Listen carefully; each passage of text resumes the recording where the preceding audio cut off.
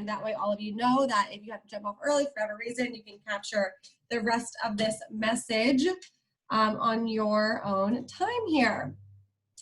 I'm really excited about today's message. I think it's, it's something that is really, really important. It's really relevant to what's going on in this world, but beyond that, it's something that we're going to continue having conversations around in this community.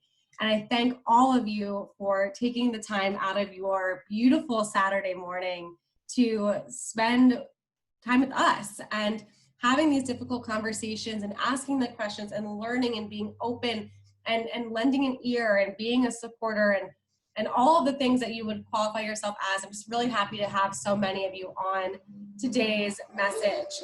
Again, I encourage anybody to turn your cameras on. I do believe it creates a different dynamic for our panelists. It creates a different dynamic for the entire group. I'm gonna close my window really fast because we've got lawnmowers going around. So give me 1 second, guys.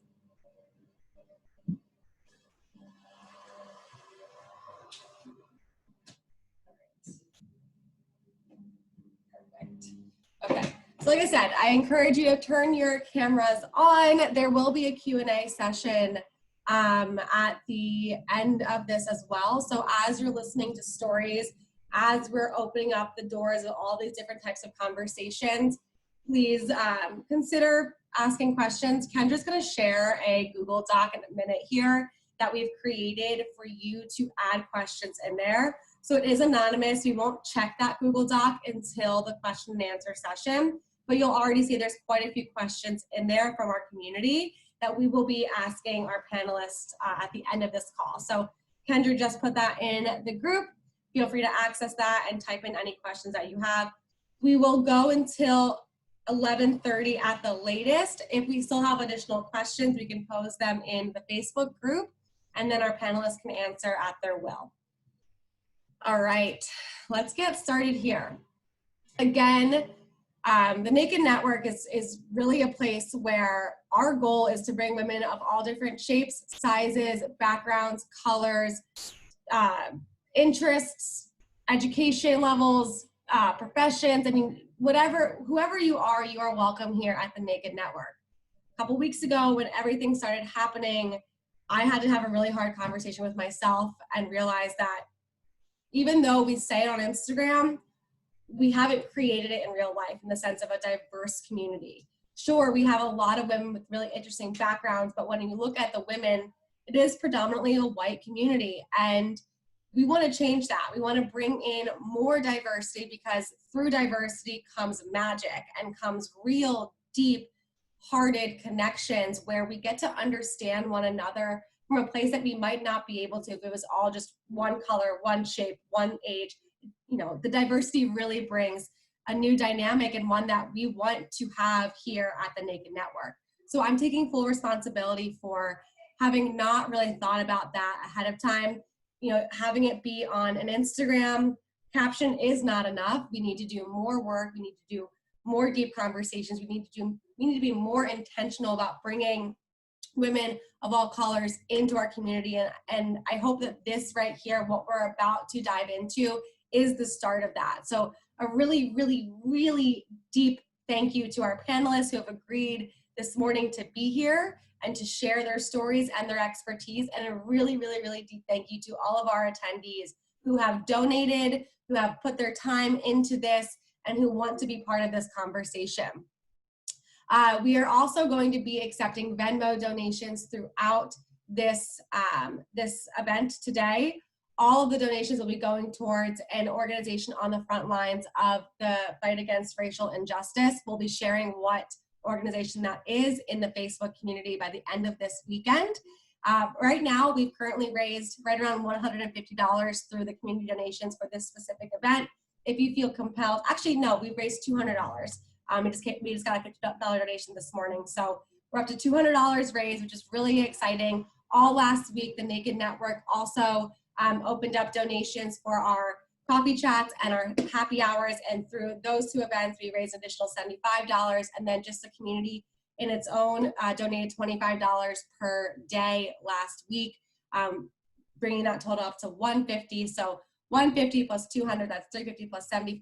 That's, I'm not good at math, I don't know, but it's a decent amount. Someone can write the amount in the chat box there, but we're really excited to be able to support these organizations, to sign the petitions, to do the work, and to bring these voices to light. So once again, thank you so much. And of course, for those who are just jumping on, there will be a Q&A opportunity at the end.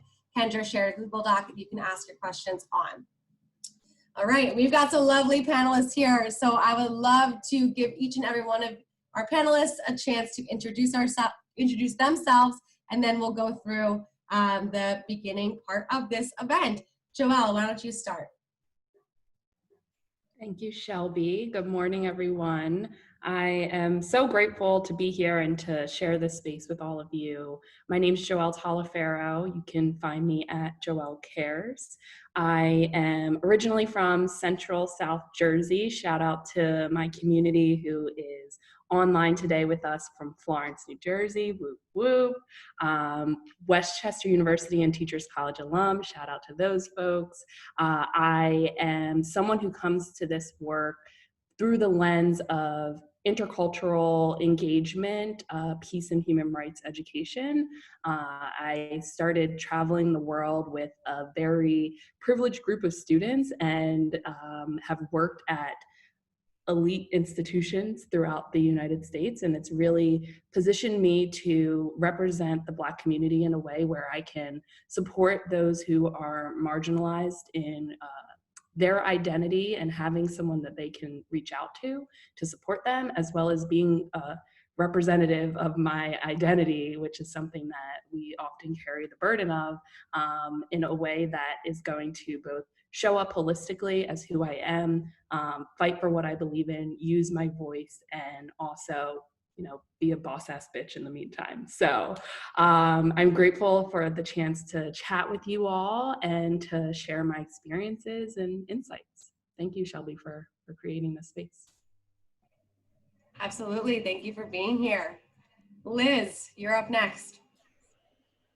Good morning, everybody. I'm so thankful that I get to be here today. And before I kick off who I am, I just want to give a huge thank you to my fellow panelists, all incredible women of color who have the willingness and the expertise to be on this panel this morning, even though we're in a time when things are very emotionally draining and very difficult for our friends of color. So it's incredible to be able to be on the panel today with these women, and I thank you guys. I thank Shelby and Kendra for all of their hard work putting this together, and of course everybody who's here. Thank you guys so much for coming. Hello, my name is Liz Fever. You can find me on the internet at Liz Wears What, and I am originally from the central Pennsylvania area but have lived in Philly for nearly 10 years now. Incredible place to be as I have started to dive into body liberation activism and working towards equality for all bodies. And I'm really excited to be able to come to this conversation today with some ideas about where internalized fat phobia and internalized racism intersect, and how we can continue not only to be allies for our friends of color, but also thinking about kind of the overarching systems that need to change. So really looking forward to our conversation today. Thank you guys so much. And I think I'm going to pass it off to Brandi.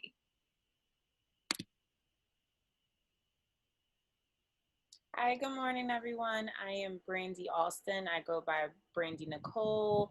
You can find me on Instagram at The Wellness Enthusiast. I am the founder and heel and hike host of Hike and Heel, a women's hiking hive here in Philadelphia. Started this a year ago, and it has flourished into a very diverse community.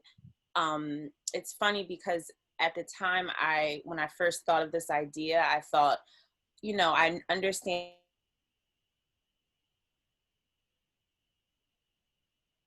in Philly all my life, until about fourth grade, when I used to go to a private African-based school. I went to Catholic school in my neighborhood. It's very diverse. My high school was diverse. I went to Temple. for undergrad, and I couldn't see myself like telling my friends that they couldn't come. And I know what that feels like, to feel like you're alone in a certain space, and I never wanted to turn anyone away. So I just put it out there to see how people connected with it, and I just got the run of the gamut. It was just really beautiful to see. And someone in the very beginning, she messaged me, and she was in her 40s, and she said, I didn't know at the time she was in her 40s, but she messaged me and she's like, is this for everyone? And I was like, what do you mean? And she was like, well, I'm like 40 and I have kids and I'm a single mom. I was like, why wouldn't this space be for you? So I just found that interesting, that I think she might have thought more so from like a millennial standpoint versus like, because I didn't put myself out there. It wasn't like, oh, you're a Black woman, can I come? You know, it wasn't like a Black woman's hike and high. So since then, if you dabble into the Hike and Hill Instagram, you will see that that is what we're about. We're about diversity. And I know when I came into this space, when I really started getting into wellness, when I was in college, what it felt like to be the only one. And my friends weren't really into what I was into. So I would just do stuff by myself, and I would go and I would just, you know, kind of stand out, and people really didn't really talk to you that much, and you kind of felt like you were alone. So I never wanted anyone else to feel that way. So I'm happy for what I've cultivated. It's very genuine, and the space is a safe space, and I just hope to continue that work.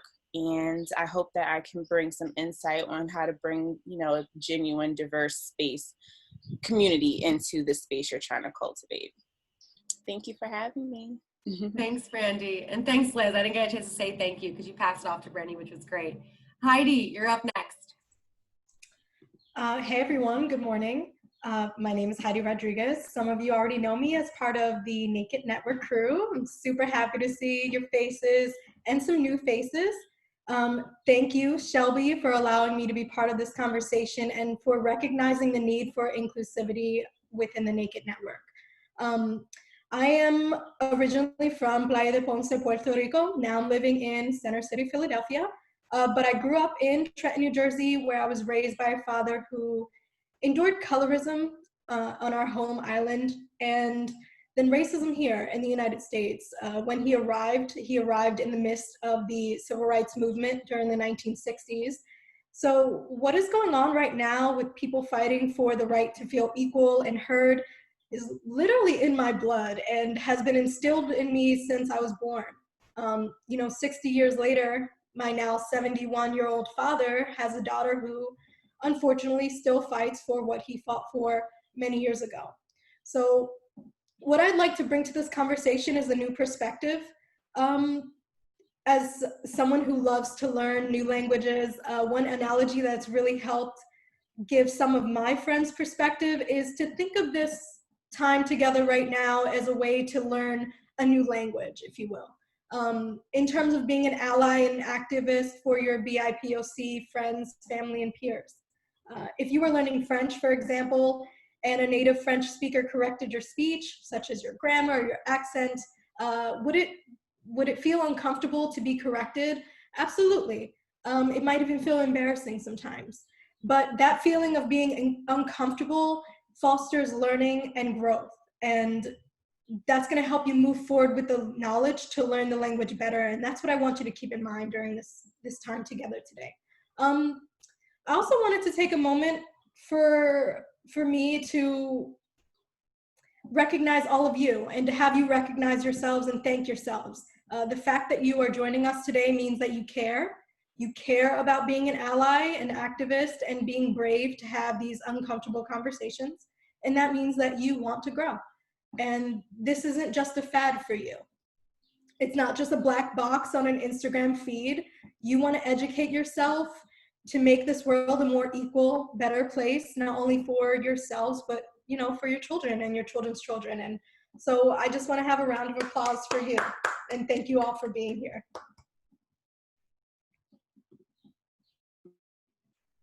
Let's unmute ourselves. Round of applause. It's always fun that way. Thank you, Heidi. Thank you, ladies, so much for being here once again. I know I've shared so many thanks this morning to the Naked Network, to all of our panelists, to all of our attendees, but really, truly, I am so thankful that, you know, this is a space, a brave space, which we'll touch a little bit on in just a minute here. It is a brave space for women of all colors, all backgrounds, all ages to come together and learn and grow, hold each other accountable, and challenge each other. And it's a really, really cool dynamic that we have here. And I'm so incredibly grateful to have this morning with all of you. So where we're gonna start, we're gonna really focus around the themes of allyship, activism, and amplifying voices.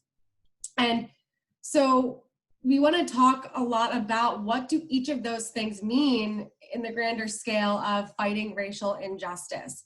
So the first question that I'm going to pose to our panelists, and we'll go in the same order that we introduced ourselves in. So I would love for each of you to share your relationship with today's themes of allyship, activism, and brave conversations. So how does this currently show up in your life today?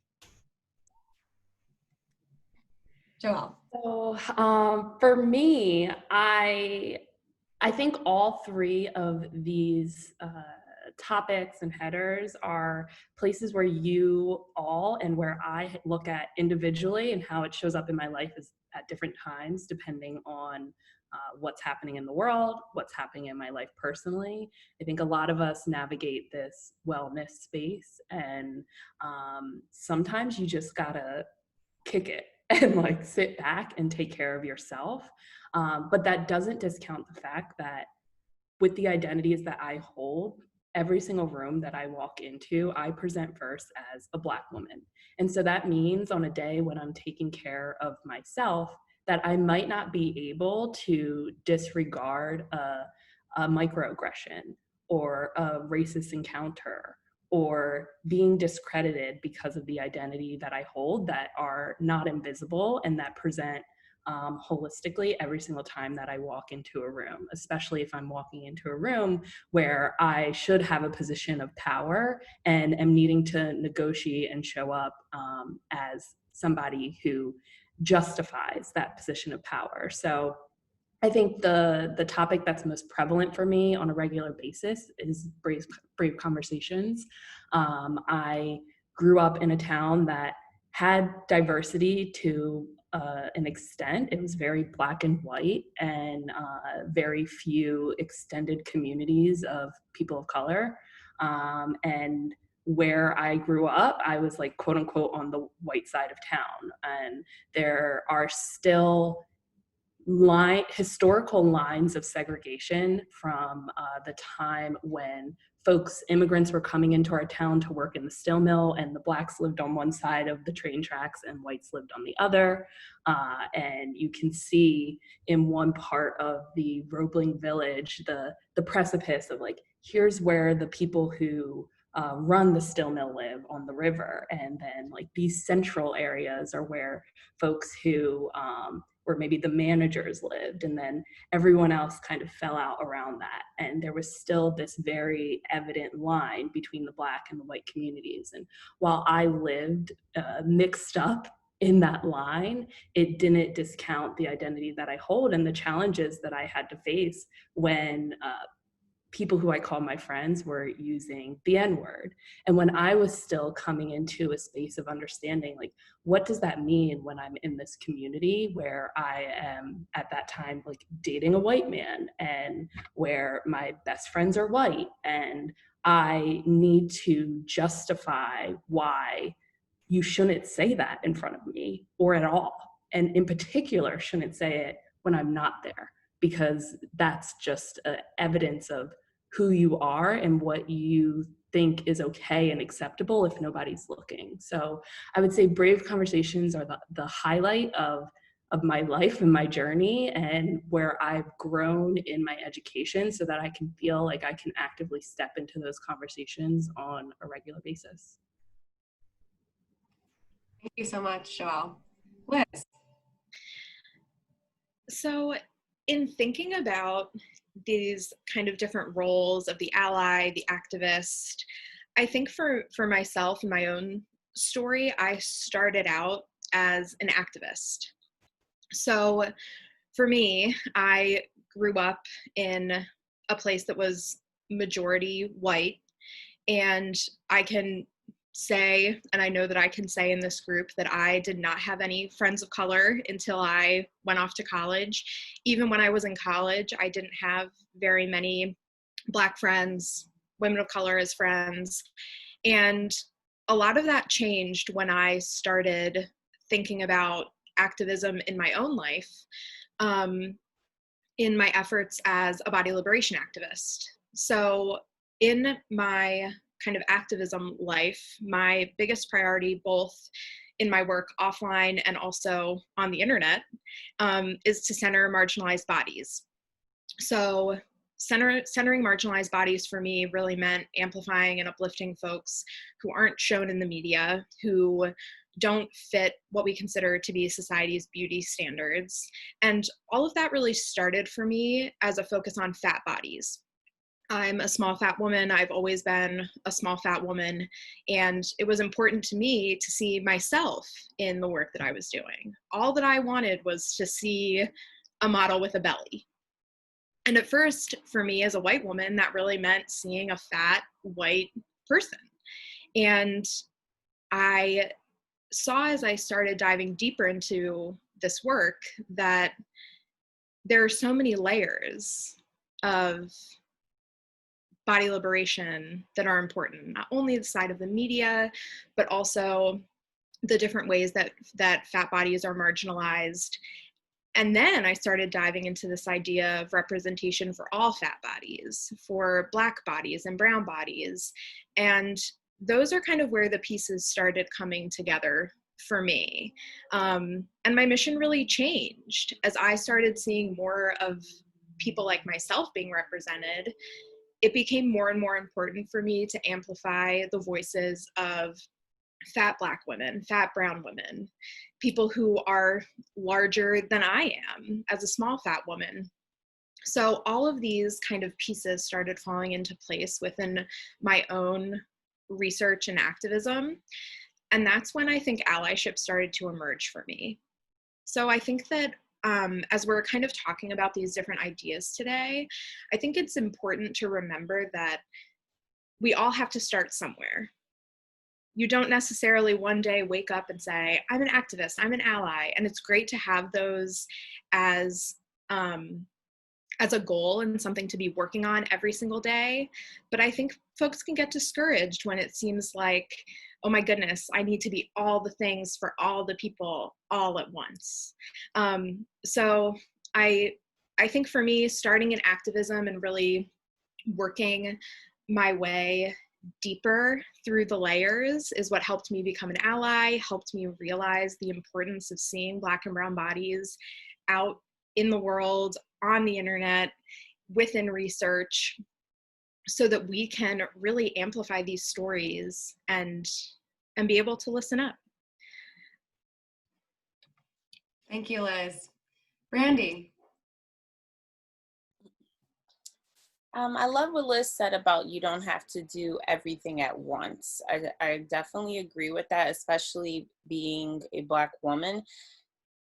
For us, a lot of things that happen have we've become numb to when it happens. It's something that it's like, oh, it's just another day in the world of what we already deal with.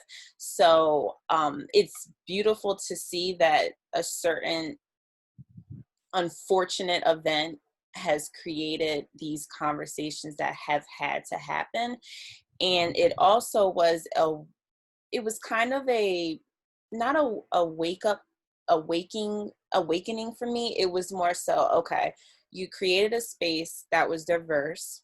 You've been having brave conversations within people just come into the hikes. They can introduce themselves and they just feel the energy of that opening circle, and they could just spill all these things that they've been holding up inside, like divorce, someone leaving them, breakups, all types of things, sobriety. A lot comes up in these circles before we even start hiking. So with that being said, I've also hosted women's circles, healing circles. And those conversations are even deeper. And we've had many brave conversations. And before a lot of this happened, we were slowly talking about things that were going on in the world, but I kept trying to like shy away from it because it's like, it's a little touchy, you know what I mean? So I was trying to not ignore it, but just try to keep the tone of Hike and Heal the same. And once things happened, I was like, okay, you're going to have to shift. You're going to have to allow these conversations to happen because you can't ignore it. The tone might not change drastically, but you can't act as if something's not happening. So for me, once a lot has happened in the past few weeks, there was a conversation that took place. It was called our normal weekly hopeful hour. It was called Conversations on Color, Courage, and Community. 90 people signed up for this conversation within a couple of hours. It was very last minute. I woke up that morning and I said, I can't talk about just life. I'm going to have to talk about what's going on. And that right there was the catapult to show me that, like, okay, you're going to have to start catering certain events for Black women. You can't ignore it anymore. And it's for you to be proud of what you've created, but also know that you can take the risk of focusing on someone that is marginalized.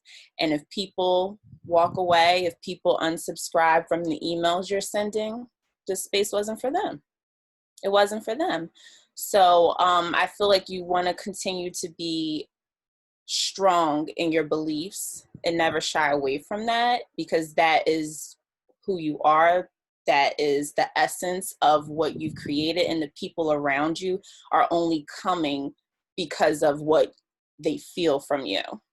So I hope that helps. Thank you so much, Brandi. Haidee, you're up next.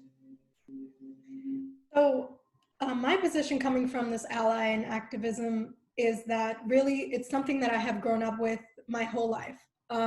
In preparation to this call, I really wanted to sit down with my dad and talk to him about his experiences that he had in Puerto Rico and then when he came here. I've always heard these stories throughout my life, these little snippets, or his reactions to things, such as being taught when you're being pulled over by the police. Move really slowly, let them know everything that you're going to do. That from his perspective, sometimes the police aren't here to protect you. And when I sat with him yesterday to talk to him, he started to get really emotional. And I didn't want to push him any further to relive those experiences. And I realized that these things never go away. These are experiences that shape us and continue to shape us, and they shape our children, and it just keeps going down generations. So this is something that has just always been a part of me. I grew up in Trenton, which is predominantly a minority type of environment. So I had friends who were Black and white, and some Latinas. And what I noticed was that there was a divide. Although we were all friends, there was a clear distinction on what side you were on, very akin to what Joelle was talking about, where they either considered you on one side or they considered you on another side. And I always gravitated towards my minority side just because of what I had grown up with. It shows up every day in my life, and I think that this became apparent to me being involved with the Naked Network and us having this kind of difficult conversation that we had, I believe it was a couple weeks ago, right, Shelby? During a Tuesday call where it was right after we had some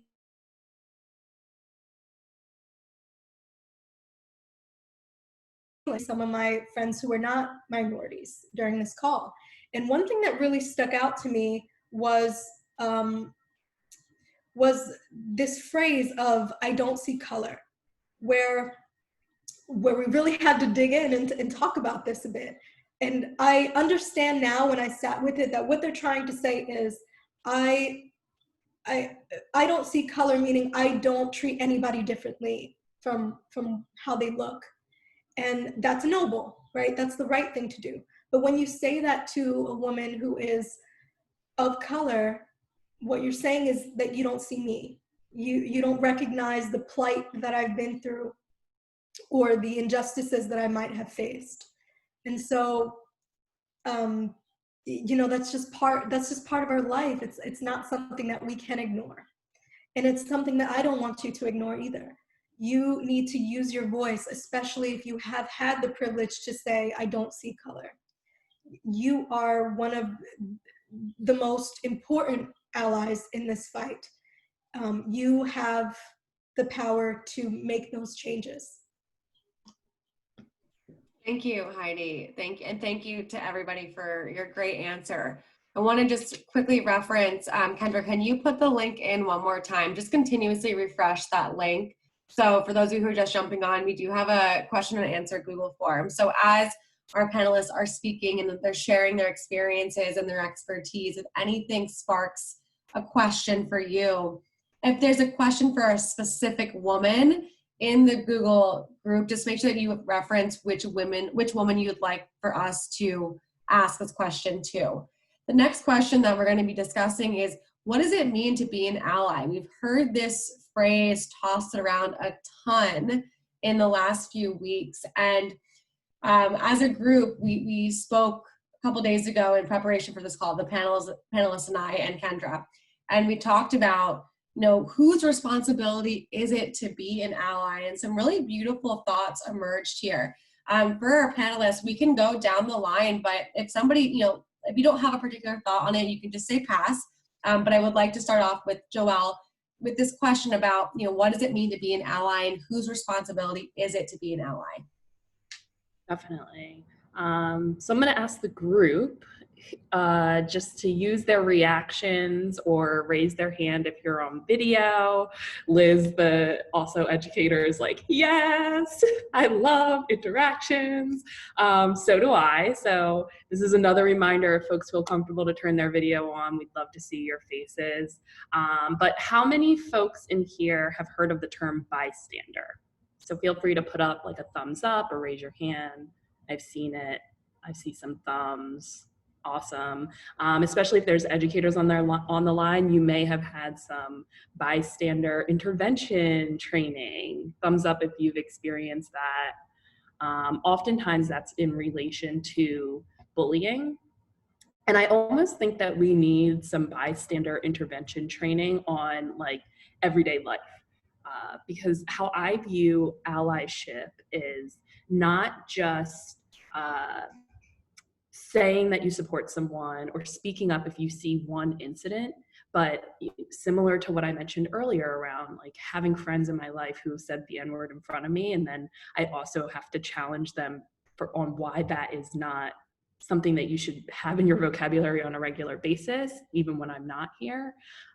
Being an ally is advocating on behalf of those who hold marginalized identities, even when you're not necessarily intervening. So you may have heard this terminology, anti-racist, and it's hard to be anti-racist, and it's hard to learn what that means and accept what that means in your life, especially if you're navigating a family space, a communal space where you have to actively challenge people who you love. My mother is the most wonderful person on this earth, and oftentimes I tell her, you are a Republican, and it's okay to be a Republican and hold Republican views, but own that, you know, own the conservative values that you hold, and don't say that you identify in one way because you feel like you should, or because you feel like it's a part of your identity to, you know, say you're a Democrat. So I challenge her on a lot of things. She knows who she's raised, and she knows that, you know, she had to challenged me not to talk back so much when I was a child, but now we have a healthy debate and respect that she grew up in a different era than I did, and that she has fiscal obligations that I do not yet have, and that can change your views. But me having those conversations with my mom helped prepare her to be an ally in other spaces where she wouldn't have necessarily been in without me challenging her in that way. So I really view allyship as, if you can, be anti-racist. If you don't know what that means, research it, look it up, and also be anti everything that you don't believe in and that you believe is going to hurt the betterment of the people in your life and the communities that have disadvantages or have marginalized identities. It's not just being it's not being a bystander. It's also being active in how you show up for those people. Thank you, Joelle. That was beautiful. Liz. Really quick, on the note of anti-racism, Ibram X. Kendi wrote an incredible book about being anti-racist. I also listened to his episode of Armchair Expert with Dax Shepard yesterday, and love Dax, got to admit it. But the episode was really incredible. So if folks are looking for a podcast to listen to, if you aren't able to get your hands on Ibram's book, 10 out of 10 would recommend. He does an incredible job of talking about the idea of being racist, not racist, and anti-racist, and what all of those different facets mean. I think folks are asking for some links and stuff. I'll gladly put those in the chat and put them in the Facebook group too, so folks can take a listen, pick up Dr. Kendi's books.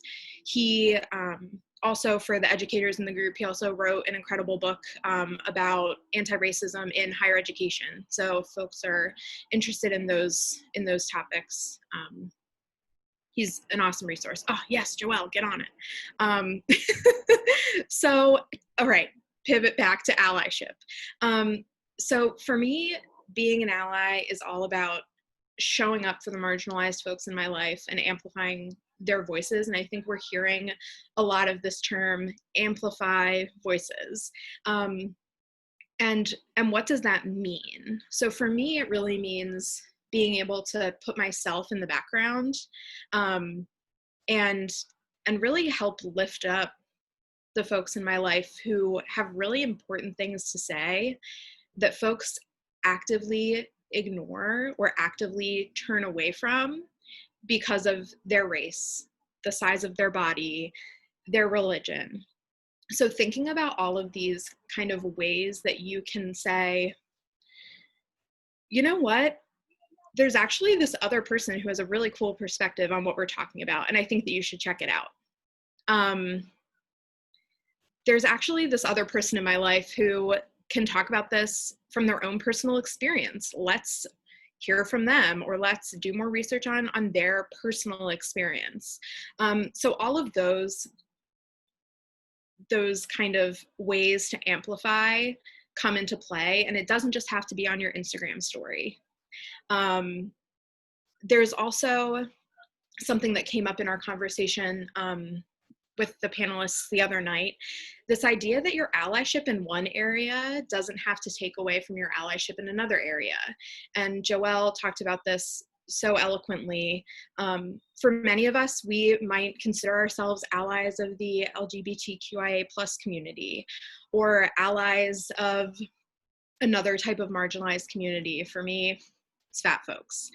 And being an ally in one area doesn't mean that you have to avoid being an ally in another area, or that you have to put your priorities in a certain bucket.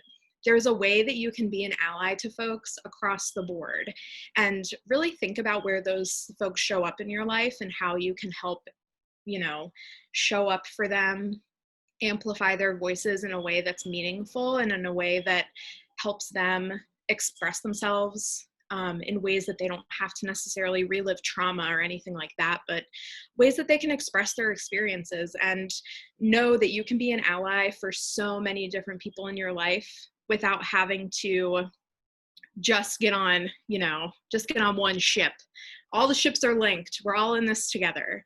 So I really encourage folks, if you consider yourself to be an ally in another area of marginalized folks, to consider how you can take those values and ideas and apply that to being an ally for Black people, how you can be an ally for people of color in your life. It crosses all bounds. So don't be afraid to kind of take those ideas of allyship and apply them in other places. Thanks, Liz. That was great. Brandi. I feel like as it goes down, I'm like, oh, I don't have much more to say. But one thing I found very interesting, I was part of like a webinar on diversifying just the workplace environment, because this is someone's background. I don't know if anyone knows Dr. Akila Cadet. She is a diversity consultant for lots of big companies. And she came on and she said that, I thought this was very interesting, that an ally is where you're, doing the research, you're, supporting in ways that you can for people. But the thing that she brought to the attention was the definition of being an accomplice in that work and changing the system using your whiteness, doing the heavy lifting. And I thought that was such a great analogy, because you always want somebody to, like, a ride or die. So that was just the perfect analogy. I was like, yeah, I want to accomplice. So hopefully that was a nice little gem for the day. I love that. That's great.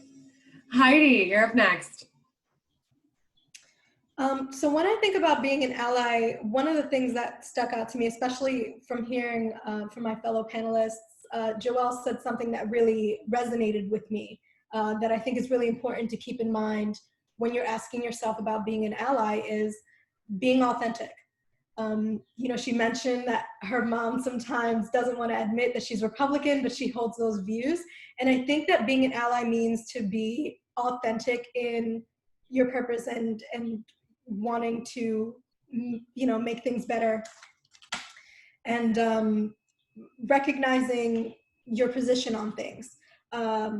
Don't be an ally for clout. Don't be an ally because you think that you need to post things to social media because everyone else is doing it. And if you feel that way, then I encourage you to really sit with yourself and ask yourself why you feel the need to make a show. And my feeling on being an ally actually kind of segues into the next question. So I don't know if you're cool with this, Shelby, but the next question is, what does it mean to be an activist? And what are some differing ways to being an activist?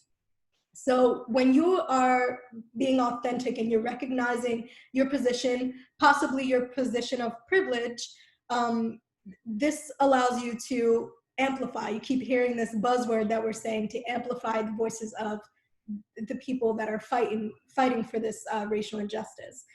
And being an ally and being authentic means that this kind of feeds into how you're being an activist.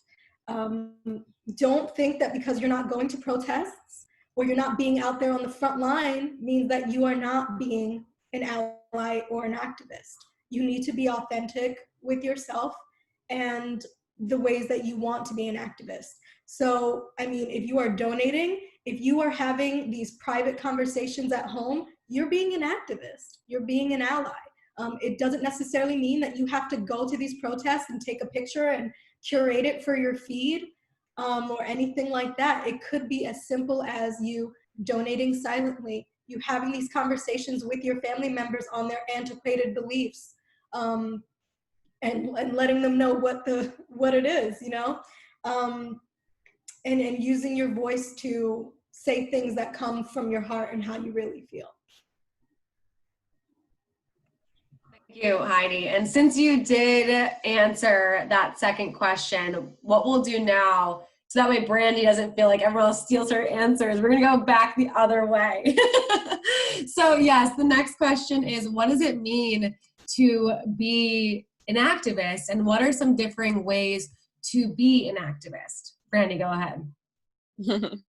Thank you. For me, I feel like no matter who you are, you can be an activist. Like, it's not about, oh, because you're white, like you have to fight for all the Black people, and vice versa. Just like Liz said, that you can be an activist for everyone.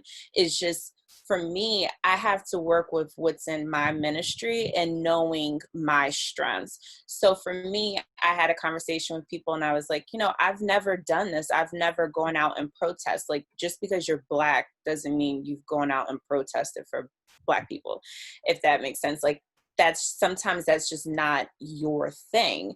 And I feel like you need to use what's in your wheelhouse, which your strengths, what you feel like is most genuine to you. So for me, I feel like bringing this diversity to the outdoors and trying to cultivate that and make a little noise, that wasn't really like the idea behind it, but if we make some noise, we make some noise, and I'm fine with that. And I felt like I needed to do something, and for me, I had this amazing idea, if I do say so myself, to do a silent hike protest. That's in my wheelhouse. I want to respect the space that we take up. We take up the Wissahickon. That's where we usually hike. And I thought that this would be a great idea. And I ran it past my parents, and my dad was like, well, you have to tell the authorities. I was like, who are the authorities? Like, who are these authorities, sir? So I was like, I don't know where to start. So some people helped me out, and I just messaged friends of Wissahickon. We're friends on Instagram, and we always chat from time to time. And lo and behold, I was speaking to a white man the entire time. I had no clue until I said, what is your name, by the way? And he said, oh, I'm Brad. And I'm not saying that that's how I knew, but that's how I knew, guys. That's how I knew, okay? And I was like, oh, Brad, I didn't know. The whole time I had no idea. And he was so supportive. He's always been supportive.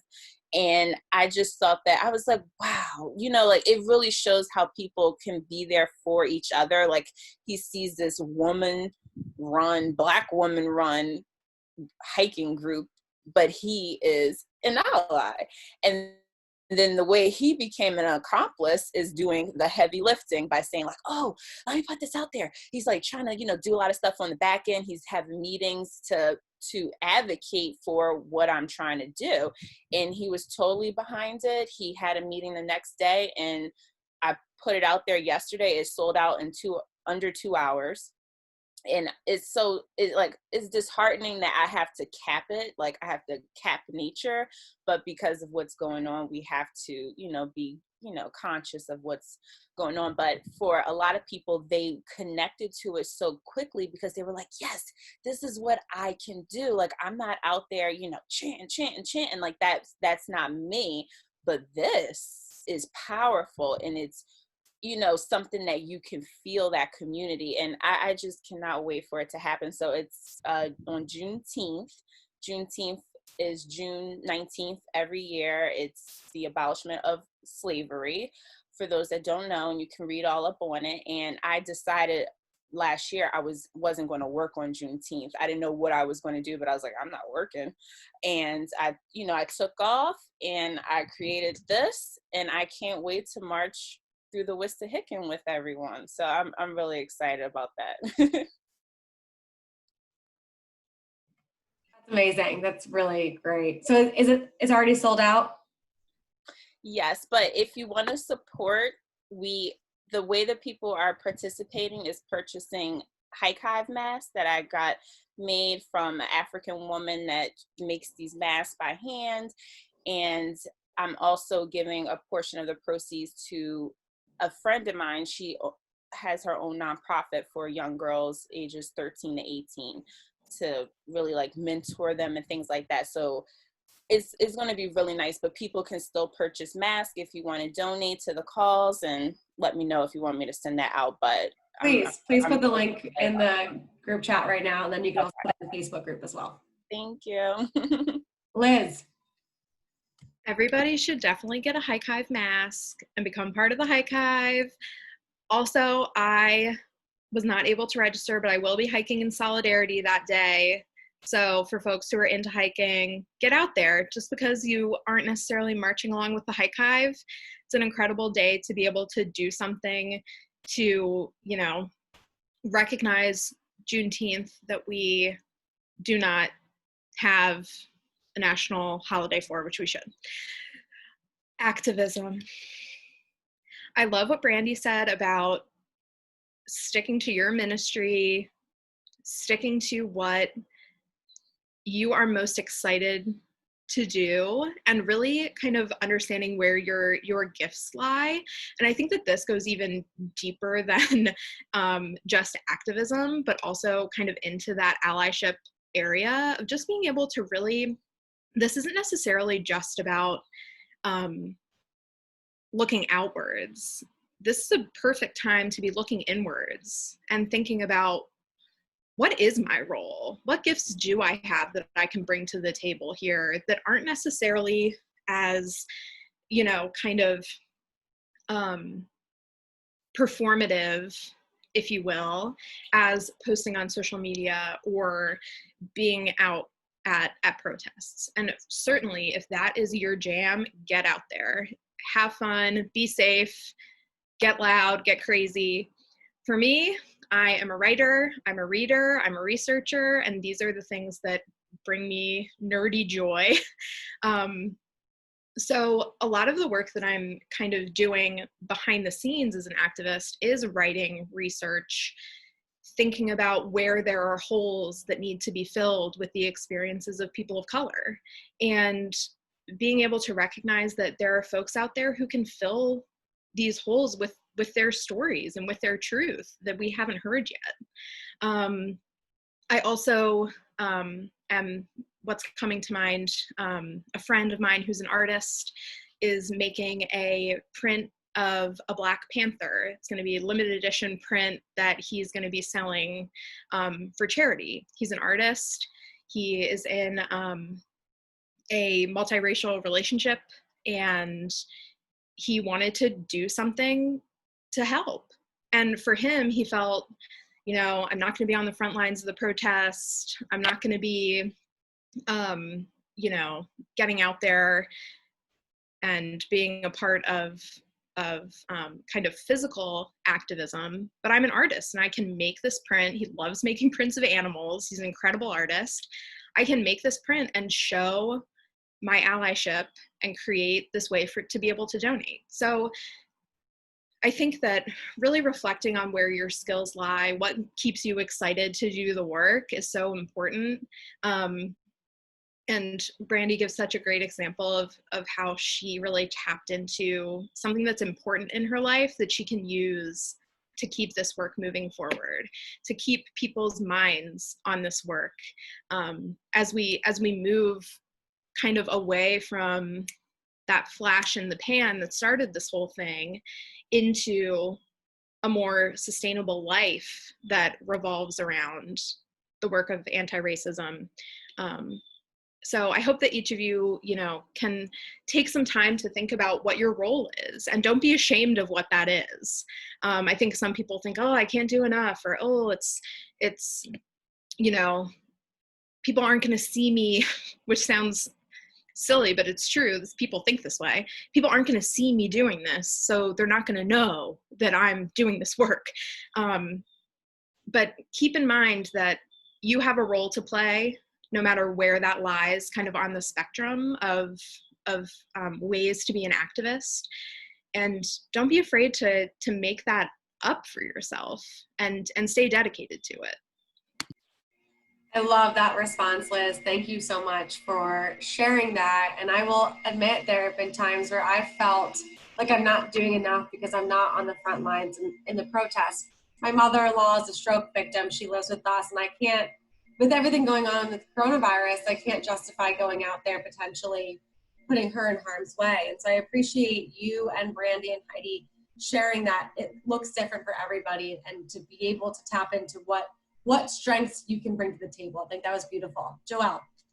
Yeah, I think everyone said it and summed it up so beautifully, and I really love the mindset of leading with your strengths. That's guidance I give everyone all the time as I work with folks one-on-one and work with students. And I think it's also to look at your strengths and know and give yourself permission. And I hate to be the one to say this, but like, it's okay not to be an activist. I think that allyship is almost like the minimum. Like, allyship is a way of life. It's something that we all can embrace in how we're interacting with people and igniting change on a regular basis with the way that we function, the vibes we put out into the world, and the way that we are engaging in social change with who we are. But activism it's some people's job to be an activist. It's some people's entire life's mission, and understanding your strengths and how you can campaign for social change and have engage with the activist community, especially around issues that are important to you and issues that are really relevant, is one piece. But you don't have to feel like I have to identify as an activist. You can be an activist and not always be an activist. And that's not to discourage anyone, because I think it's more so to alleviate the pressure that you need to be all of these things all the time, which is what we keep reiterating to you, because it's just not possible. And we as women put that pressure on ourselves way too much already, to think that we can't ignite change if we don't identify as all of the things. Thank you. Thank you very much. All right, next question here. How do you make this work sustainable? So I think this is a big question that is worth exploring, because with social media, things become trends very quickly. And as quickly as they become trends, they also get pushed to the back. And then it's the next trend. And it can feel like at times with the Black Square and all of the story sharing that it can feel like a trend, but it cannot just be a trend. It needs to be something that is sustainable, as many of you have mentioned in your stories already. We also, I think it was either Liz or Brandi mentioned this idea of performative activism. So how do we move beyond performance activism and the trend on social media, and how do we really make this work more sustainable? Let's have Joelle begin. Oh man, I wasn't ready. We can get somebody else. We're mixing it up. I want to relinquish the starting role to Brandi.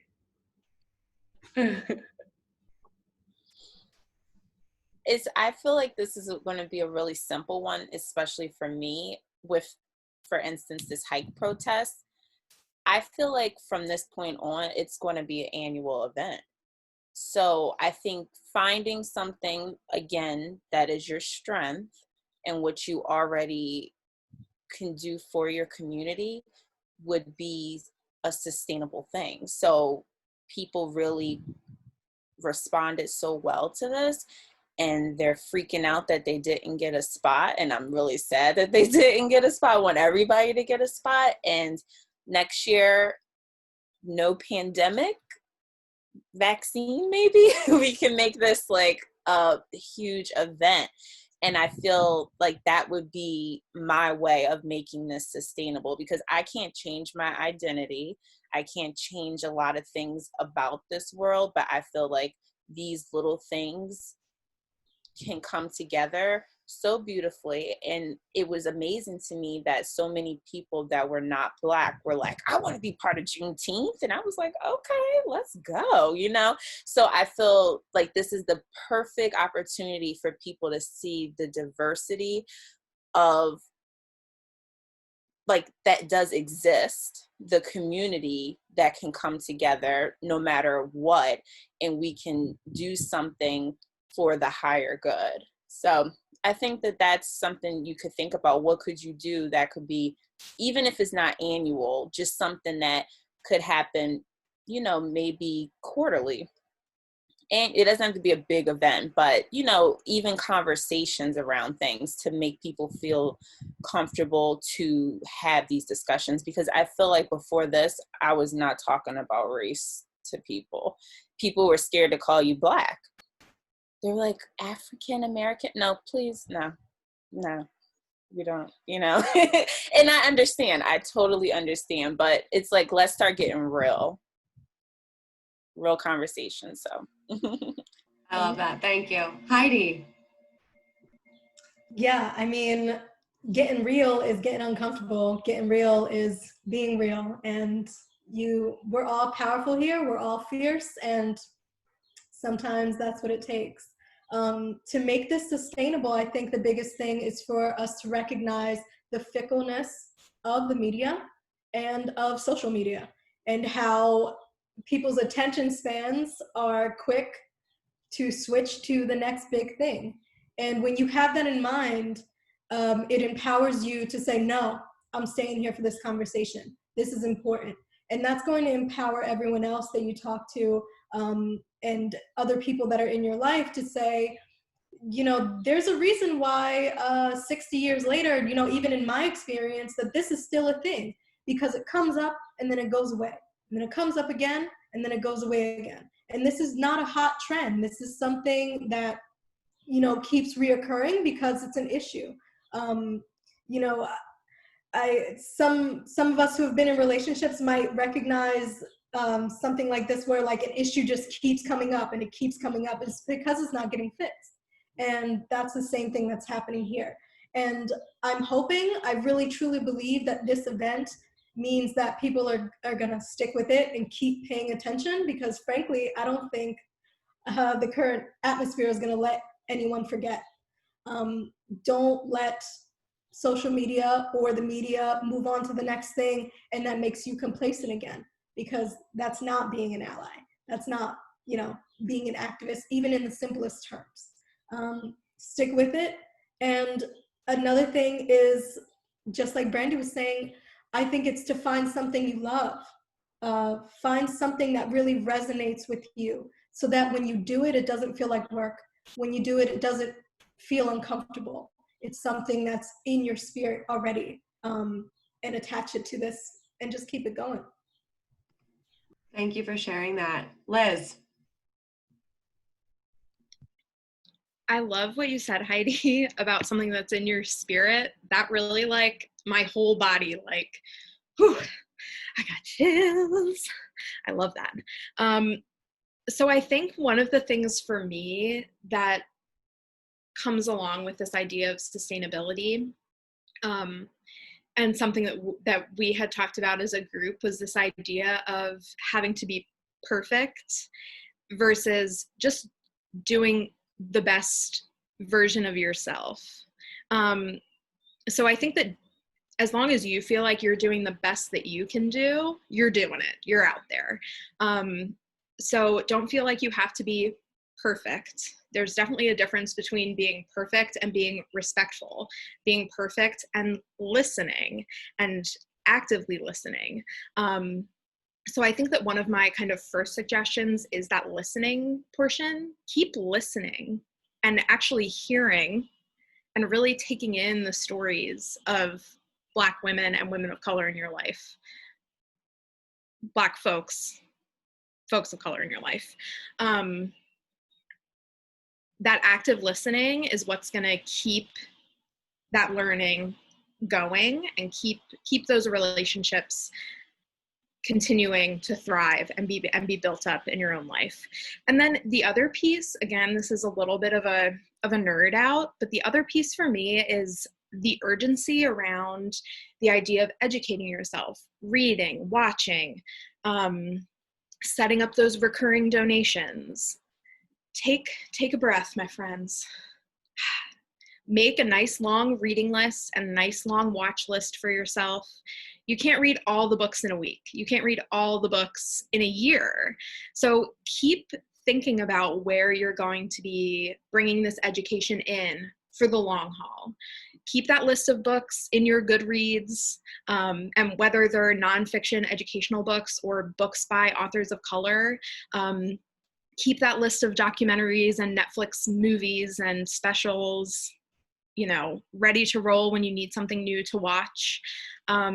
Because this is going to be for, hopefully, this is going to be for maybe not the rest of our lives, but until real change happens. And I pray that that isn't for the rest of our lives. I pray that there comes a time where systemic change occurs.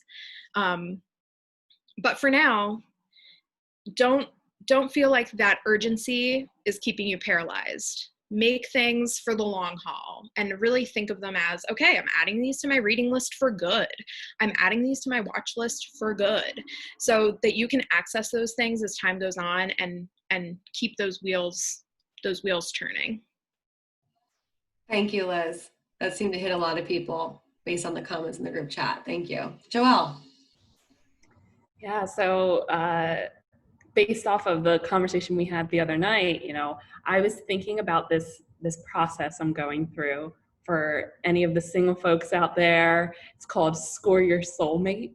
And you go through this process of coming up with a list, but the list isn't supposed to say, like, I want my partner to be this tall, or I want my partner to believe in this. It's more like, what are the qualities or the overarching things that could hold different weights in your life? What are they? So one of the qualities that I put down is I want someone who cares about social issues and is actively engaging in social change. And then they make you score yourself. And it's not to like bring you down, but to think about how can you expand this in your everyday life. So then you need to think like, okay, Joelle, you care about the social issues. You get half of this, 5 points. But actively igniting social change in your life, I do that in a way, but I want to volunteer more. So it's like, what are some of the exact actions that I can take in my life to boost this quality that I really value in other people and I value in myself? And that's not to say it's ever going to be perfect, to what Liz said and what we all believe, but there's an opportunity for growth for me. And if there's an opportunity for growth, I also need to think about what is my life and how can I integrate this in a way that is both satisfying to me, growing this quality that I love and I love in other people, and sustainable for my life. So like, can't be out there every single day at the food kitchen. Like, that's not a reality. So the thing that I chose is I want to engage in some type of volunteer or cultural event. So I also added like a social event that may not be actively volunteering, but igniting the education that I'm bringing into my life around social issues at least once a month. And that's sustainable. And if I do more, kudos, but it's okay if I don't. And so that could be an activity that folks could take into their reflection around what are the social issues that I really care about? How can I support the people in my life who hold marginalized identity? What are those identities, and what are activities or opportunities for learning that are valuable to me and that are sustainable to me? What can that look like from here on out and not just in this moment in time? Thank you. Absolutely. Ladies, we originally had a breakout session planned. Liz is going to crush me, but we have to move past it because there's so many amazing questions in the Google Doc. That is not to be said that we're not going to have this opportunity to have a discussion around Brave Conversation. So I'm actually going to move that to Tuesday's coffee chat. Panelists, you are not obligated to be on there, but I would like to use the hour of time on Tuesday morning that we normally would meet as a community to have this conversation around Brave Conversations. I would love for Joelle to still share this concept. You've heard this a lot.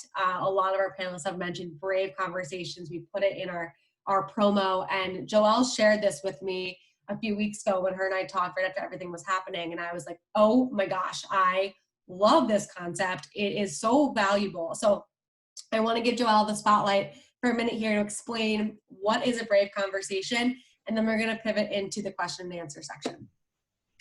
Yeah, I want to shout out the folks who are asking for an encore part 2 in the chat. It sounds like they want to engage in Brave Conversations. Love y'all. So yeah, we often hear this terminology around safe spaces, and I want to validate safe spaces and what they bring to creating a sense of ease and comfort when you're setting up a conversation. At times, saying that we're going to create a safe space invalidates the experience of people who are going to be more impacted, whether that be because of triggers that they have, because of the life that they live that we all don't know about as facilitators, or because of the intergenerational trauma that is passed down in marginalized groups, in particular Black folks, as a result of slavery, as a result of a lack of civil rights, and as a result of our everyday lived experiences. So we can't create a safe space for everyone. I don't know every single person in this room. I don't know Kendra's story. I don't know Stacy's story. I don't know Victoria's story. And because of that, I can't say that I'm creating a safe space for each of those people on this call and in this time. But I can encourage us all to agree to create a brave space with one another. And what that means is moving from the core of a safe space and pushing into a learning space, a space for growth and opportunity that might feel a little bit uncomfortable and might challenge you and might even make you shift around in your chair a little bit because it's not a conversation you're used to engaging in, but that provides an opportunity for us to learn from one another and dig into that discomfort in order to learn and grow. Beyond the discomfort zone, the learning edge is this panic zone. And that's when you move beyond a brave space to a place that is unsafe for you. And we just ask that people take the time that they need to step away from conversations that push you into that panic zone, but not step away from the opportunity to feel a little bit uncomfortable and to grow. Thank you. And as I hope everyone can see why I loved this concept so much. I think it is so valuable to use in all different areas of our lives, with all different types of conversations that can feel uncomfortable. That bravery is something that we need to be bringing into our daily life. And so, Joelle, thank you for bringing that to me and to my attention and now to our entire community. So we've got a lot of questions here. I'm going to kind of go all over the map based on the questions, not just in order, but there was one that I thought was really interesting. And excuse me, the way that I want to answer or do these questions, this swallowed my own spit, sorry. Whoever feels most compelled regarding our panelists to answer, just raise your hand first. And then if somebody else, just for the sake of time, I only want to have 2 voices per question emerge. And try to keep your answers as succinct as possible because there's a lot of questions here. So whoever feels most compelled to answer first, raise your hand. If anybody else feels compelled to jump on board, you can go and then answer the question as well.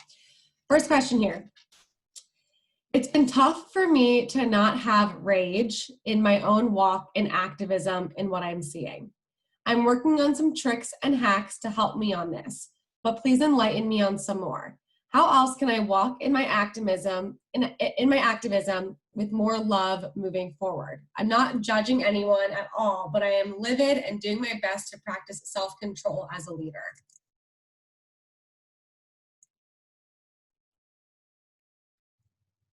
Joelle. I'm going to keep this super short. I studied peace education in grad school, and one of the most prominent questions that I was asked is, do you do what you do out of love or out of anger? And a lot of people felt angry, and a lot of people felt it was out of love. For me, it's love, and you can't have that every single day. I get angry, and I am angry. But the core of why I do this work is because of the love I have for people, the love I have for this world, and the love and potential that I see in it being better. And so figuring out, what is the source of the anger?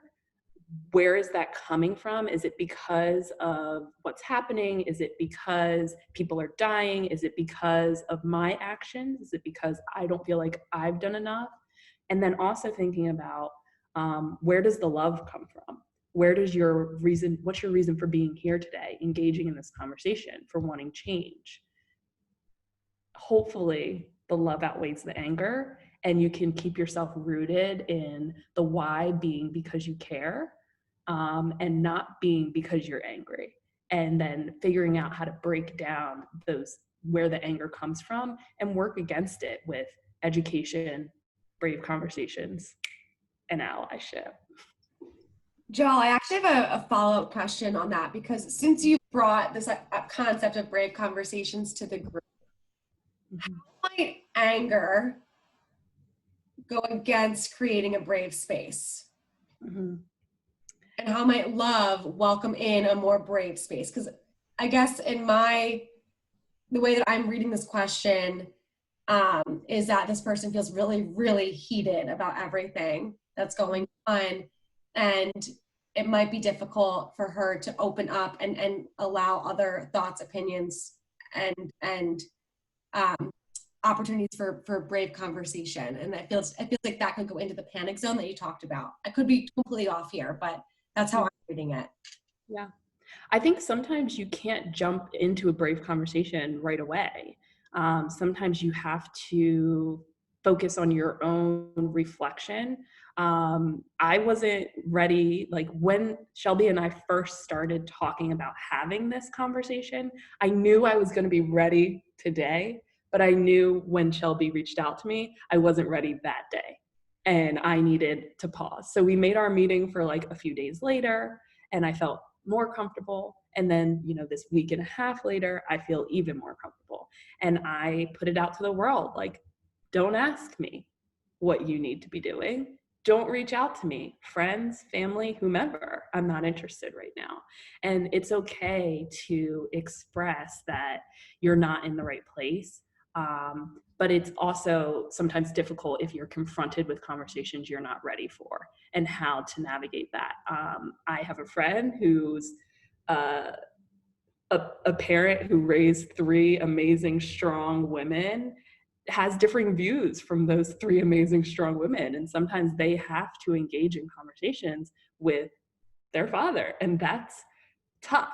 So how you prepare yourself with reflection, education, and figuring out what actions you're comfortable with. There's people in your life who are going to be in your life whether you like it or not. That's a reality. And there's small ways to be an ally in those communities that are still going to be safe for you, and still going to create an impact. But walking away sometimes has to be the answer for your safety and for your self-preservation. Thank you. That was great. I apologize. I'm going to move on to another question here. I know that I said 2 voices, but then I asked Joelle a follow-up question. Sorry, guys, my bad. This other question, here's another one. I've heard the term call in. Can you explain how someone can approach somebody and call them in instead of calling them out? I've been seeing a lot of calling out almost turning into bullying lately, and I'm going to add in there shame, because I've seen that as well. There has to be a more constructive way. Liz. So I know for me, as a white person who has the kind of bandwidth right now to be able to do a lot of this calling in work, it has been really hard to see folks feeling very attacked and feeling very kind of shamed out of doing the work that they are hoping to do. So I think the idea of calling in versus calling out, for me, calling in is all about inviting somebody into conversation. It's not necessarily saying, here's all the things you did wrong, you're canceled, goodbye, which I used to have that attitude. I used to be the person who, especially when it came to fat bodies, you aren't showing diversity in size, you're canceled. You don't carry my size in your store, you're canceled. But now I take the approach of inviting people into conversation. These are the things that I'm seeing that are hurting other people. These are the things that you're doing that are actively, you know, making people in marginalized groups feel uncomfortable. Let's talk about it. Here are some ideas that I have or resources that I can offer to you that you can educate yourself with. And these are ways that we can work together on figuring out what's going to kind of work in terms of you educating yourself and finding your role. So again, I think calling out tends to be that kind of canceled mentality of like, these are all the things you did wrong, you're a piece of shit, and you're canceled. Whereas calling in is more like, oh, here are the things that I'm perceiving that you're doing that are harmful. And here are some ways that we can talk about moving forward so that you don't have to cause harm anymore, because it is possible. I've been seeing, I think that it's this kind of idea of shame and feeling like, oh man, I'm almost paralyzed from doing anything because I'm afraid that I'm going to be called out, or I'm afraid that people are going to say that I did the wrong thing. I think that kind of inviting that conversation for me is the most important step. Oh, and there's a dog. Also bring a puppy to every conversation that you have. Then things will definitely be okay.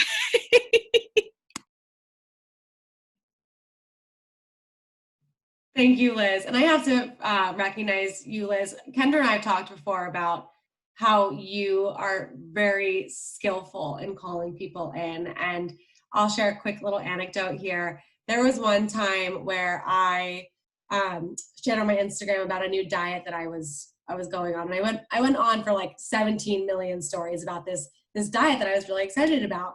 And Liz, in like the kindest way possible, just gently nudged me, hey, this might be triggering for people who have eating disorders. Consider putting a trigger warning before you begin sharing these things. And I appreciated that so much. There have been times before where I've had other people come, and I would have qualified as an attack, but it probably wasn't. But it made me feel attacked. And the way that Liz does it is so skillful. And so I really appreciate you bringing that up, Liz, because if anyone has additional questions about that in particular, Liz is phenomenal with that. Panelists, any additional things you'd like to add on this idea of calling in, cancel culture, just that topic in general? I mean, I'll just echo what Liz was saying about calling people in and having these conversations. I feel as though the cancel culture that's so pervasive in social media is part of the reason why people feel as though they're not doing enough, or they feel as though they have to do this performative allyship because they don't want to get canceled. And I think that you need to keep that in mind when you're having these conversations is that it's a conversation, it's not an argument. You want to see where they're coming from, and you want to be able to present yourself so that they can relate to what you're saying too. And just be mindful of that and keep calm, because an angry conversation is going to turn people off, and turning them off means that they're going to turn silent. And that's, what's the word I'm looking for? I'm sorry. That is not going to work in the favor of the work that we're trying to do. Yeah, thank you for sharing that, Haidee. It's absolutely true. And I think I also spoke to Victoria, who's also on this call. She's one of our attendees. She shared with me this idea about shame keeping people silent. And you think about shame in general with all different experiences that women especially have had. Think about rape. You know, people feel this shame, and that's why they don't come forward. And so in this call out culture, this cancel culture, there's a lot of shaming, which ultimately will keep people quiet. And it's why people feel like they have to say the perfect thing or nothing at all. And I love, Haidee, how you said it's not an argument, it's a conversation. So thank you for bringing that up, for sure. Okay, final question here, and there will absolutely, everybody, be a part two. This has been such a valuable conversation, and truly this is what the Naked Network is all about, is bringing women together. It is not a professional network, in case anyone thought it was. It is just a place where women can come together, learn from one another, hold each other up, hold each other's hands, all of that. So there will be a part 2. We'll just, figure out when we're going to do that. Kendra and I will do that for sure. Okay. Here is another question. In personal conversations, how can I fight against white superiority without putting myself down or being self-deprecating? This is an attitude that I've seen a lot in global populations in my workplace, particularly of people outside the USA. And Lexi did put her name on here. So Lexi, would you like to provide some context to your question? Yeah, I put my name on there because I'm sure maybe a lot of people don't have this issue, or maybe they don't see it. The reason that I feel like this is one of my biggest avenues is because I work on cruise ships where I work with 60 to 70 different nationalities, and I've experienced people from all over the world like really excited about me talking to them because I'm a white American. Like, I've had people say like, oh my gosh, like, you're so pretty, like, your skin is so white. Like, I've literally heard these things, and sometimes it's more subtle than that, but I know that like in a lot of these populations, from all over the world, like, they see whiteness as this like amazing quality, and being a white American is like this amazing quality. And I want to be able to like tell them, like, I'm not better than you because I'm white, I'm not better because I'm American, and I want people to know that. But I don't want to be like, no, I suck. I don't want to, because I believe in confidence, and I believe in standing up for yourself and having high self-esteem. But in these situations and all the time, I want to be able to show the people I work with that I'm not better because I'm white or because I'm American or any of this stuff, because I see it all the time. Thank you for providing that context. Liz? Just really quickly, Lexi, do you think that you could say those words? Do you think that you could say to somebody, and I know that their reaction to those words might be like, well, what do you mean? And you wouldn't necessarily have to like dive down the rabbit hole, but I think that I wonder if saying, I just want you to know that I'm not better than you because I'm white, and I'm not better than you because I'm an American, full stop, would be enough to feel like you've said your piece on it, and gotten the wheels turning in that person's mind of like, oh, maybe they've never heard somebody say that before. Or maybe they have, and the more that it comes up in their life, the more that they can start thinking about what that might mean. But I wonder if that might be an effective approach. Yeah, I've said that to people that I'm really close with who have said like those things to me. I've told them like, I've literally said that, like, I'm not better than you because I'm white. Like, I hope you know that. And I've told people that, but a lot of times when you're working with hundreds and hundreds of people, which is literally what it is on a cruise ship, you can't go up to every single person and like say that, right? And sometimes it's not someone you're close with or someone that you have a friendship with, but like, I want to make sure that the people that I work with know that this is like what I believe. Like, I don't believe I'm better than you, and actually I don't think you should believe that either. Yeah. Maybe Lexi, because I was mentioning that colorism is a huge, I'm sorry if you hear my Frenchie grunting back there. He also feels very strongly about this. Like, this is something that I feel as though that I kind of have to deal with in my Latino community, because we do have so many different, a range of colors within our community, but we're all like of Latin descent, kind of. What I find to be useful for me in these type of situations is that I will subtly switch it onto them to say, not to discredit anything that they're giving me compliments on, but to be polite and be like, thank you, I love this about you. Maybe it's something that, like if they're complimenting your skin tone or something like that, maybe I'll switch it and say, but this is what I love about you, and do it in a subtle way that I recognize that this is an insecurity that they have, and just bringing to light that that's beautiful. I'm recognizing your beauty in this.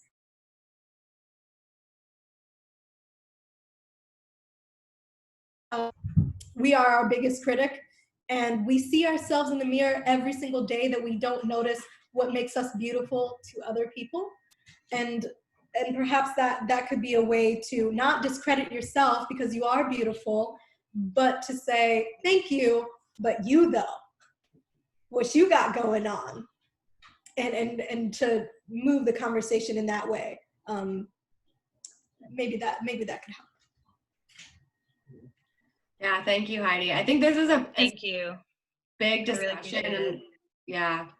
And I know Liz has some thoughts on it as well. For the sake of time, though, I am encouraging the conversation to continue offline because I want to respect everyone's time, and I know we're a little bit over time as well. We will have a part 2. Kendra and I will get together to figure out what that looks like.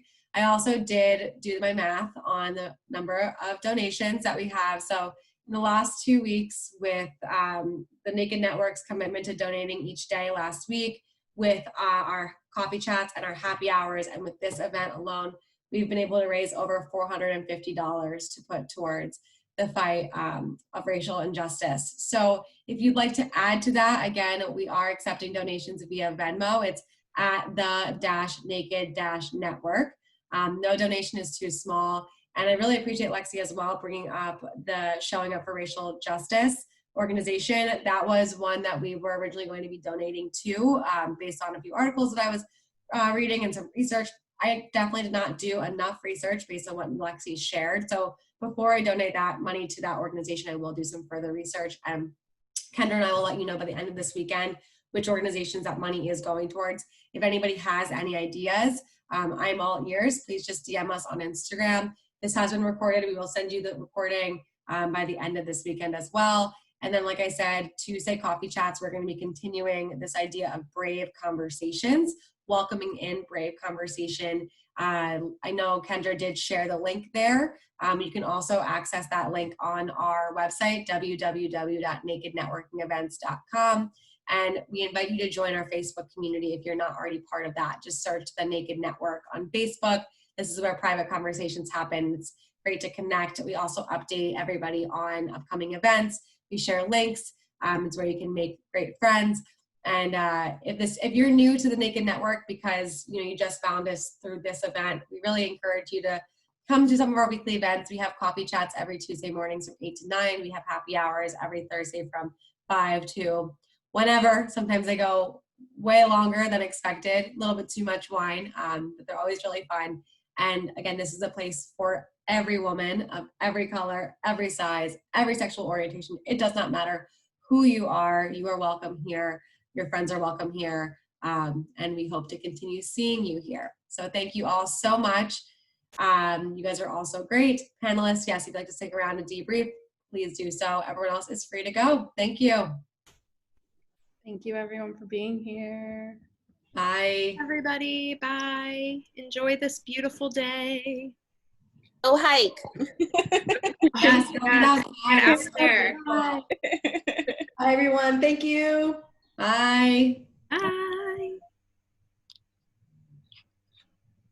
Bye, Mara. Bye. Bye. Mara looks so familiar.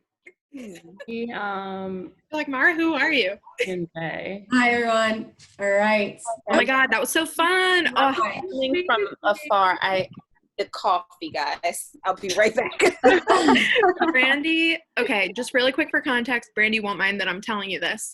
At the Cedars House Cafe, which is where we meet, it's on Forbidden Drive in the Wissahickon. Mhm. That's where back in the day when we used to be the Hike Hive, we would always meet at the Cedars House, and they serve it's basically a full service cafe, but they have this coffee special right now for summer that's La Colombe coffee with a scoop of vanilla ice cream. Oh my God, that sounds so good. It is incredible. And Brandi made one of those DIY version at home for herself this morning. Like, you won't believe what I'm DIYing right now. Are you making an Irish coffee before this panel right now? No, I'm making the coffee special. That's amazing. I love that. It's so, good. Go take a 2.5-hour hike and then go get that coffee special and live your life. Also, look at Benji's. Stop. I love it. it. He's such He a gets his first haircut today. Oh, he's so sweet too. I got the pleasure to meet Benji in person, and he's lovely. He really is. He's Thank really you. cute. Is he a mini? He's actually a Cavapoo. So he's a King Charles Cavalier. And Yeah. So he's already kind of built like a Cavalier Spaniel. So he's yeah, already so he'll probably be about 20, 25 pounds. He's about 14 pounds now. No. Perfect. He's so cute. I love him. I love him too. Every time you post, I'm like, Josh, look at this dog. You guys have to follow his Instagram. It's a Cavapoo named Benji. And Oh my God. like just so photogenic. There's just so Influencer dog. He's I a know, it's spaniel. he's a Cavapoo. Okay. So mini poodle, King Charles Cavalier mix. Interesting. And a mama's boy. Beauty. Yo. They all, this one up here, Oh, having a good time and came up. I love the grunt. Winston and Benji met and they played and played and played, and we got home and just covered in Winston's slobber. Hold up in a blanket. He was like, I'm over it. no. Ladies, thank you so much for everything. You will see your compensation via Venmo by the end of this weekend. I keep saying by the end of this weekend because I have so much stuff to do today, but I will be working on everything tomorrow afternoon. You guys were amazing, and I really, really appreciate the time that you spent with us this morning. It's clear that people want a part 2. If you'd like to be part of that, please let me know, and we'll find a date that works. Likely not going to be next weekend. We probably need a couple of weeks. I need another weekend of nothing on my calendar to get to this house. But we will definitely do a part 2, open to all conversation about what that could look like, how we could do it, build in more time for breakout rooms and all that good stuff. Hell yeah. I just wanted to, first of all, I always love debriefing after stuff just because I love you guys. But also, I just wanted to say thank you again, which I know like it's starting to sound like, oh, Liz is just a thank you monster. But I appreciate you guys and all of your wisdom so much because it is helping me be the best me that